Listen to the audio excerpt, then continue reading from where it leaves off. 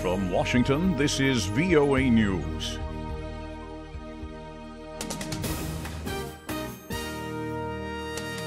I'm Christopher Cruz reporting. 4 of the 12 boys trapped with their soccer coach in a cave in northern Thailand have been rescued. They were taken out of the cave where they'd been trapped for more than 2 weeks on Sunday. Associated Press correspondent Grant Peck reports. The first sign that there was some evacuation was the sight of some ambulances leaving the cave area, which was part of the plan, of course, to take the boys to hospital. But there was no official announcement at first. Thai media, however, started reporting that 2 and then 4 boys had come out of the cave and were the ones who are on the way to hospital. It could take a day or 2 more before all of the boys are extricated from the cave. Rains from the monsoon season and diminishing oxygen levels have threatened their safety. One rescue diver died on Thursday.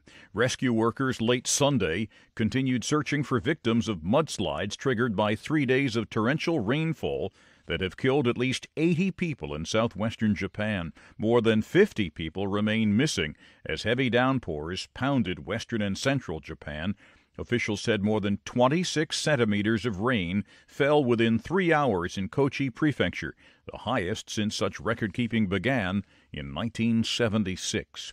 The U.S. Embassy has asked all Americans to remain indoors until further notice as violent protests in the capital continued over a government-ordered fuel price increase. The protests continued even after Haiti's president rescinded the increase. More than 120 Americans are sheltering in a Port-au-Prince hotel where protesters tried to set the building on fire and get past security. This is VOA News.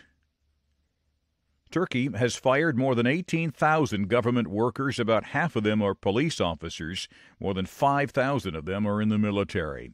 U.S. Secretary of State Mike Pompeo is shrugging off North Korea's accusation of gangster-like denuclearization demands during follow-up talks to last month's Singapore summit between President Trump and North Korean dictator Kim Jong-un. Associated Press correspondent Ben Thomas reports. Look, people are going to make stray comments after meeting. Secretary of State Mike Pompeo shrugged off North Korea's accusation of gangster-like demands during follow-up talks to last month's summit between President Trump and Kim Jong-un. I am counting on Chairman Kim to be determined to follow through on the commitment that he made. Meanwhile, Senator Lindsey Graham tells Fox News Sunday he has an idea who's behind the North's harsh rhetoric and why. I see China's hands all over this. We're in a fight with China. Graham adds, I would not let China use North Korea to back me off on the trade dispute. Ben Thomas, Washington. British police have opened a murder investigation now after a woman poisoned by the same nerve agent that sickened an ex-Russian spy in March died. 44-year-old Dawn Sturgis died in a hospital in Salisbury in southern England, police said on Sunday. She fell sick on June 30th, along with another victim.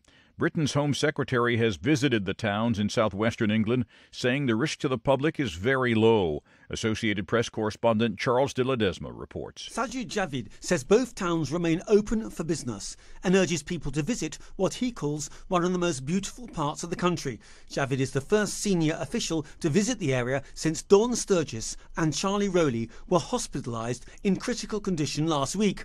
Officials believe the poisoning may have been caused by exposure to the deadly nerve agent Novichok that was disposed of after the March attack on ex-Russian spy Sergei Skripal and his daughter Yulia.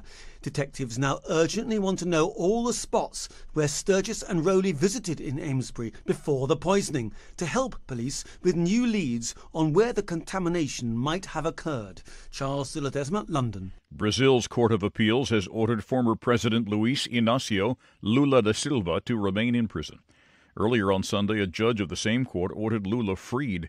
Judge Sergio Moro, who sent Lula to prison in April on a bribery conviction, said the court lacked the authority to release Brazil's most popular politician. Lula remains popular in Brazil despite being sentenced a year ago to 12 years in prison on corruption charges. You can find more on these and other late-breaking and developing stories from around the world around the clock at voanews.com and on the VOA News mobile app. I'm Christopher Cruz, VOA News. That's the latest world news from VOA.